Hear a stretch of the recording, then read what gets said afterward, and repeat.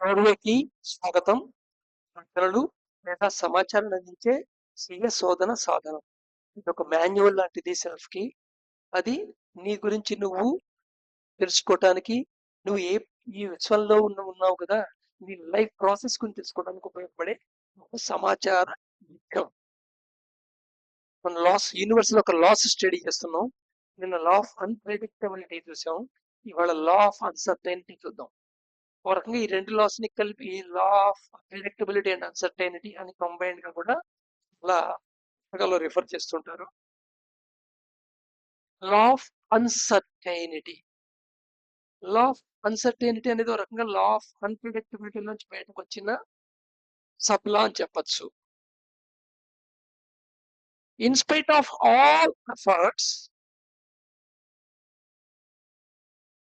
Weather it will happen as you expecting or as the way you assumed is not sure. ఇది law of uncertainty. ఎన్ని efforts, ఏ రకాల effort అన్ని నీ పరిధిలో ఉన్న అన్ని రకాలుగాను ఎఫర్ట్స్ పెట్టినప్పటికీ ఖచ్చితంగా నువ్వు అనుకున్నట్టుగా జరుగుతుందా, నువ్వు ఎజ్యూమ్ చేసినట్టుగా ఊహించిన విషయంగానే జరుగుతుందా అనేది షూర్ 100% అని చెప్పగలవా? ఫిజికల్ గా చెప్పగలవు, ఫిజికల్ విషయాల్లో చెప్పగలవు, కానీ లైఫ్ విషయంలో చెప్పలేవు. అందుకని నీకు చాలా కాంట్రవర్సీగా కనబడుతుంటాయి, చాలా కాంట్రవర్సీ కనబడుతుంది. బాగా చదువుకోరా, మంచి ఉద్యోగం వస్తుంది చెప్పామనుకో పిల్లాడికి, వాడికి బయట కొన్ని వందల ఎగ్జాంపుల్స్ కనపడతాయి చదువుకొని చేత కాకుండా ఉండిపోయిన వాళ్ళు. అట్ ద సేమ్ టైము ఏ చదువు ఉండదు కానీ పెద్ద బిజినెస్ చేస్తూ డెవలప్ అయ్యి బాగా ఆస్తులు సంపాదించిన వాళ్ళు. ఇలాంటి ఎగ్జాంపుల్స్ ఉంటాయి. రెండు రకాల ఎగ్జాంపుల్స్ ఉంటుంటాయి అన్నమాట అక్కడ మనకి కాంట్రవర్సీగా. So in spite of all efforts, అది నువ్వు అనుకున్నట్టుగా, నువ్వు ఎక్స్పెక్ట్ చేసినట్టుగా, నువ్వు ఊహించినట్టుగా, నువ్వు ఎజ్యూమ్ చేసుకున్నట్టుగా జరుగుతుంది అనేది మటుకు షూరిటీ లేదు. జరగచ్చు, జరగకపోవచ్చు. ఈ జరగచ్చు, జరగబోచుటానే ఏమంటాం అంటే అన్సర్టైనిటీ అంటాం. లా of uncertainty. So law of predictability, law of uncertainty అనేవి చాలా ఇంపార్టెంట్ నియమాలు. ఈ రెండు నియమాలని కరెక్ట్ గా లోపల అవేర్ లో ఉంటే ఆల్మోస్ట్ ఆల్ 80% సఫరింగ్ పోతుంది బయటికి. సఫరింగ్ ఎప్పుడవుతుంటుంది? అయిపోయిన దానికి కారణాలు ఎత్తుకోవడంతో సఫరింగ్ అవుతుంది. అది నువ్వు ఫ్యాక్టర్ కింద కారణాలు అవ్వచ్చు, నువ్వు కాకుండా ఎక్స్టర్నల్ కారణాలు అవ్వచ్చు. రెండు విషయాల్లోనే ఉంది. నువ్వు ఫ్యాక్టర్ కింద ఫీల్ అయితే గిల్టీ ఫీల్ అవుతుంటావు, ఆత్మన్యూనతతో బతికేస్తావు. ఎక్స్టర్నల్ కారణం అనుకుంటే వాళ్ళని తిట్టిపోస్తూ, వాళ్ళతో దెబ్బలాడుతూ, వాళ్ళ మీద కోపం తెచ్చుకుంటూ, వాళ్ళని హేట్ చేస్తూ బతికేస్తావు. ఇన్ ఎయిదర్ కేసు నీ లైఫ్ మిజరబులే, నీ సఫరింగ్ నీ సఫరింగే. సో ఈ అన్ప్రిడిక్టబిలిటీ అండ్ అన్సర్టైనిటీ అనే దాని వల్ల దాన్ని ప్రిడిక్టబుల్ చేయడం కోసం అని, సర్టైన్ గా అవటం కోసం అని చాలా తాపత్రయపడుతుంటాడు మనిషి. చాలా ఎఫర్ట్స్ పెడుతుంటాడు. అన్ని ఎఫర్ట్స్ పెట్టినా 100% మటుకు గ్యారంటీ లేదు, 100% సర్టైనిటీ లేదు అక్కడ. ఇది కూడా ఒక రకమైన డ్రైవింగ్ ఫోర్స్ అనమాట. అలా అని నువ్వు ఎఫర్ట్ పెట్టుకుంటూ కూర్చోవడానికి వీల్లేదు, నువ్వు ఎఫర్ట్ పెట్టాల్సిందే. మానవ ప్రయత్నం ఇంపార్టెంటే. సో వెరీ బ్యాలెన్సింగ్ పాయింట్ అనమాట law of uncertainty, law of unpredictability.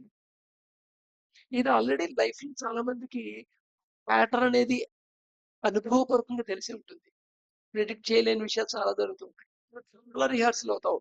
అక్కడికెళ్తే ఇంటర్వ్యూకి వాడి క్వశ్చన్ వేస్తే నేను ఇలా మాట్లాడదాం, ఈ క్వశ్చన్ వేస్తే ఇలా మాట్లాడదాం, ఈ క్వశ్చన్ వేస్తే ఇలా మాట్లాడదాం అని మొత్తం ఇంటర్వ్యూ కోసం మొత్తం రెడీ అవుతావు. అక్కడికి వెళ్ళాక వాడు కానీ నువ్వు అనుకోని దేని క్వశ్చన్ వేస్తాడు.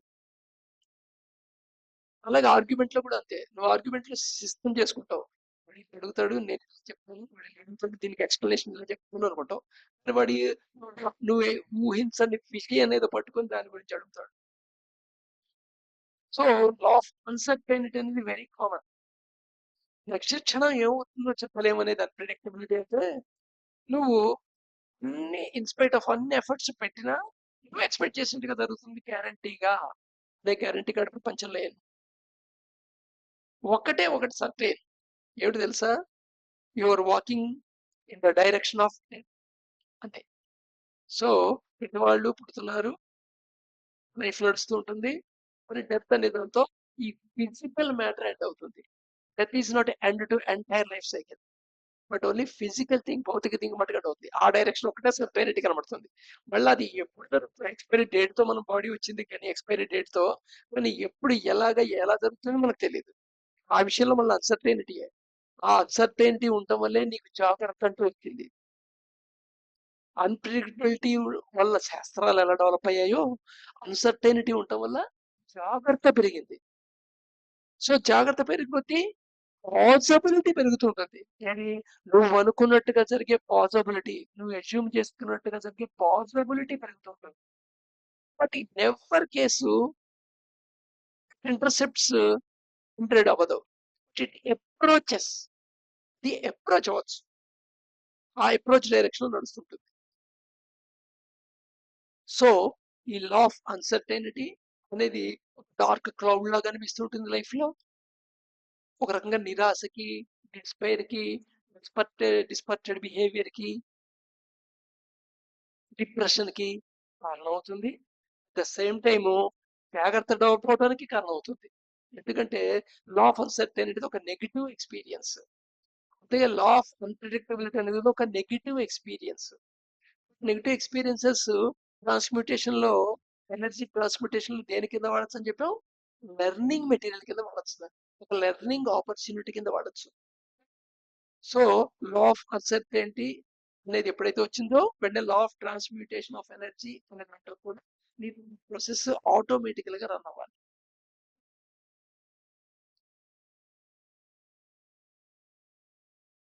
రైట్. రేపు ఇంకోలా చూద్దాం.